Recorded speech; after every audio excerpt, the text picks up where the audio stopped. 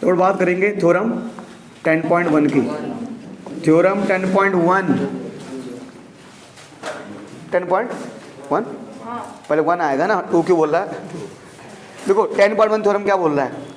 10.1 theorem क्या कहता है बेटा? लाइन देखो, इसकी लाइन देखो। इक्वल कॉर्डों पे circle subtends equal angle eight the centre. क्या कह रहे हैं? देखो, जो शुरुआत में चीज दी होती है ना, किसी भी क्वेश्चन के, किसी भी थ्योरम की जो शुरुआत में चीज, किसी भी थ्योरम की जो शुरुआत में लाइन लिखी होती है, वो यानी वो हमें दे रखा है, वो गिवन है, और जो लास्ट में लाइन लिखी होती है वो हमें प्रूव करना है। तो और इसमें कुछ समझ नहीं आ रहा, क्या इस थ्योरम में सर्कल लिखा हुआ है? तो आप बना दो एक सर्कल। क्या बना दो? एक सर्कल। एक सर्कल बना दो आप।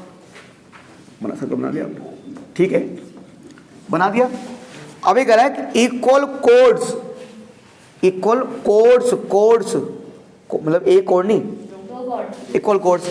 मान लो एक कोड का नाम है ए बी और एक कोड का नाम है सी डी। 2 कोड हो गए, 2 अलग कोड हो गए। इक्वल कोड्स है ना, ऑफ सर्कल। सर्कल लिखा यानी एक सर्कल, सर्कल से नहीं है। अगर सर्कल से बोलता तो 2 अलग सर्कल लेने पड़ते हैं, ज्यादा 2-3 लेने पड़ते हैं।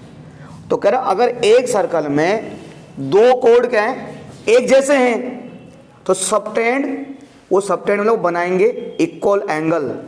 अगर ये दोनों कोड हैं तो ये दोनों कोड सेंटर में क्या बनाएंगे? एक जैसे एंगल बनाएंगे। ध्यान देना, इस चैप्टर के सारे थ्योरम इंपॉर्टेंट है। अगर आपको थ्योरम याद है, मतलब समझ आते हो, तो उसी थ्योरम का यूज अगले उस जैसे 10.1 और 10.2 थ्योरम है, तो इनका यूज होगा एक्सरसाइज 10.2 में, 3 में भी। तो थ्योरम तो हमारे एक निष्कर्ष होता है कि इसके द्वारा हम किसी भी सवाल को सोल्व कर सकते हैं। और ध्यान देना, एग्जाम में सवाल पक्का आएगा, मतलब एक थ्योरम पक्का आएगी। टोटल आप पेज में पढ़ना, पलट यहाँ देखो, टोटल 8 या 9 थ्योरम है, और ये कोई भी थ्योरम आ सकती है। मैं बता दूंगा बाद में सबसे इंपॉर्टेंट कौन है। पर ये कह रहा है एक सर्कल में अगर 2 कोड एक जैसे हैं तो वो सेंटर में इक्वल एंगल बनाएंगे। सेंटर में इक्वल एंगल मतलब, अब सर भैया ये तो हो गया, अब एक भैया एंगल कैसे बनाएंगे? बट एक काम करो, इनको ज्वाइन कर दो, इसको ज्वाइन कर दो सेंटर से, सी को ज्वाइन कर दो ओ से, और अभी एंगल बनना नहीं है, ये एंगल, ये एक एंगल ये बन रहा है और एक एंगल, तो हमें दोनों एंगल इक्वल लाने कि जो दोनों कोड हैं ये सेंटर में इक्वल एंगल बनाएंगे। ये हमें प्रूव करके दिखाना है। तो ओम भाई सबसे पहला काम हमारा होगा, हमें लिखना है गिवन। देखो थ्योरम मैंने आपको चैप्टर 8 में प्रूव करने सिखाया है, यहाँ पे सिखाया है। तो सबसे पहले हमें लिखना है गिवन। गिवन मतलब दिया है, तो गिवन मतलब दिया है, तो भाई पहले लिखो गिवन। गिवन मतलब दिया है।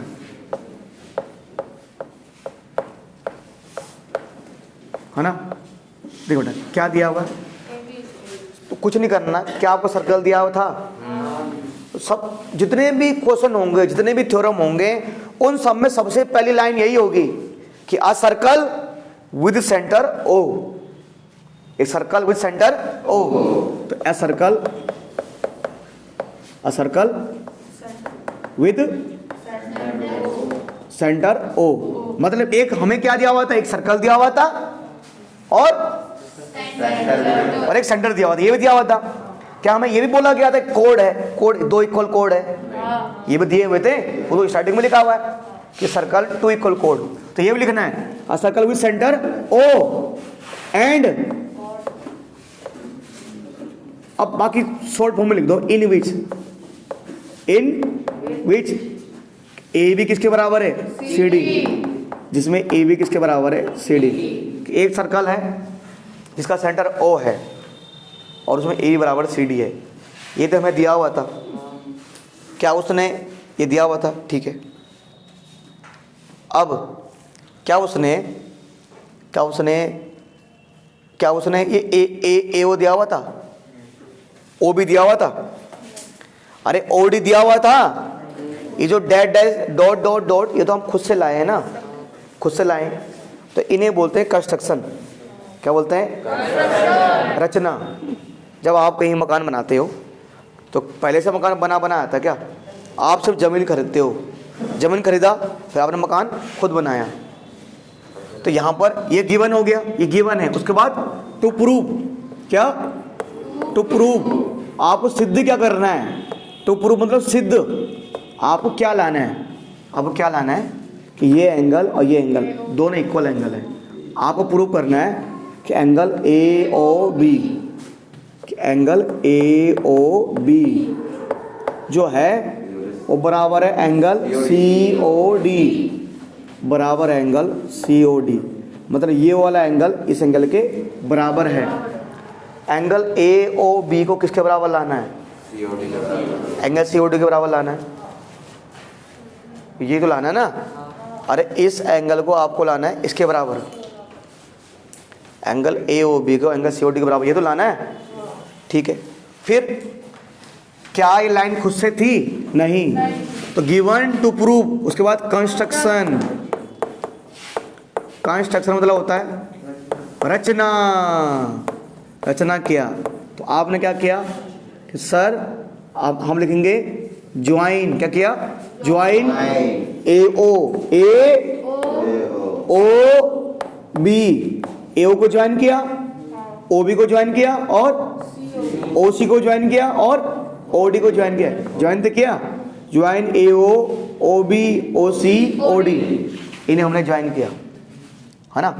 तो हर एक क्वेश्चन में पहले लिखना गिवन, फिर जो हमें चीज़ लानी है, और उसके बाद अगर हमने कुछ चीज़ अपनी तरफ से खींची है तो वो करनी है। अब आते हैं प्रूफ पे। अब आते हैं प्रूफ पे, यानी हम सबूत इकट्ठा कर रहे हैं, सबूत ला रहे हैं। तो आपने चैप्टर 6 पढ़ा है, ये 7 दो ट्रायंगल लेंगे और इन्हें करेंगे कॉन्ग्रुएंट। क्या करेंगे? कॉन्ग्रुएंट। तो दो ट्रायंगल पकड़ेंगे। कौन triangle? In triangle A O B and C O D, in triangle A O B and in triangle C O D, है ना। दोनों में देखेंगे, दोनों में बराबर क्या है। ये जो ऊपर ये ट्रायंगल है, इसमें ए ओ आ रहा है, इसमें क्या आ रहा है? ए ओ, इसमें ए ओ आ रहा है। जो दूसरा ट्रायंगल है इसमें आ रहा है सी ओ। तो मैंने कहा ए ओ सी ओ के बराबर है। क्या ए ओ सी ओ के बराबर हो सकता है? क्यों सारी रावत? Radius of circle. अरे एक सर्कल में जितने भी रेडियस हैं वो क्या होते हैं? क्या ए ओ रेडियस है? क्या ओ सी रेडियस है? क्या दोनों इक्वल होंगे? तो ए ओ बराबर ओ सी, ए ओ बराबर आप रेडियस ऑफ सर्कल लिख दो, या आप ऐसे लिख सकते हो कि radius of same circle, radius of same circle. Hindi में बोलते हैं एक ही वृत्त की त्रिज्या। मतलब ए ओ और ओ सी दोनों एक ही सर्कल के रेडियस हैं, रेडियस लिख सकते हो। ओ बी क्या बेटा? इस ट्रायंगल में ओ बी आ रहा है और इस ट्रायंगल में क्या ओ बी और ओ डी भी रेडियस है? तो ओ बी बराबर ओ डी, ओ बी बराबर क्या लिखोगे? Radius of same circle, same. Hindi में एक ही वृत्त की त्रिज्या, है ना। अच्छा, और मैंग शर्मा, और दोनों में क्या बराबर है? इस ट्रायंगल में ए बी आ रहा है, इस ट्रायंगल में सी डी आ रहा है। इसका ए बी इसके सी डी के बराबर है। क्यों बराबर है भाई? गिवन है ना, ये पहले से दे रखा है। क्या है? गिवन, मतलब सवाल में दे रखा है पहले से। अब दो ट्रायंगलों को कॉन्ग्रुएंट करने के लिए कम से कम 3 चीज चाहिए, तो है तो 1 2 3। तो मैंने कहा triangle A O B congruent होगा ट्रायंगल सी ओ डी से। कौन से रूल से? Side angle. और अबे पागल कर दिया ना हमें।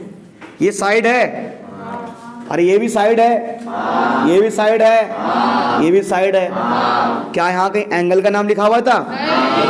Side side side. अब जब दो ट्रायंगल कॉन्ग्रुएंट हो जाते हैं, जब दो ट्रायंगल तो उनके बचे हुए पार्ट भी क्या हो जाते हैं? इक्वल। उनके बचे हुए पार्ट भी इक्वल हो जाते हैं।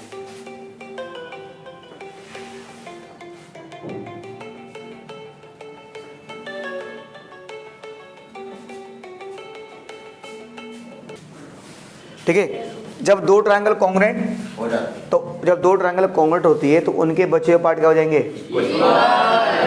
तो इस ट्रायंगल में ये एंगल आ रहा है, इसमें ये एंगल, तो लिखे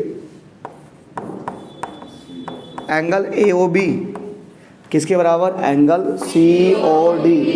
AOB बराबर COD। एंगल AOB बराबर एंगल COD। कौन से रूल से?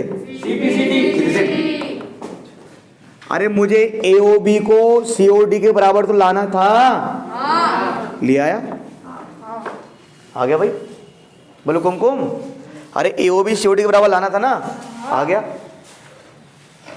बस हैंस प्रूफ, हैंस आ गया भाई। बोलो रावत, अरे बोलो।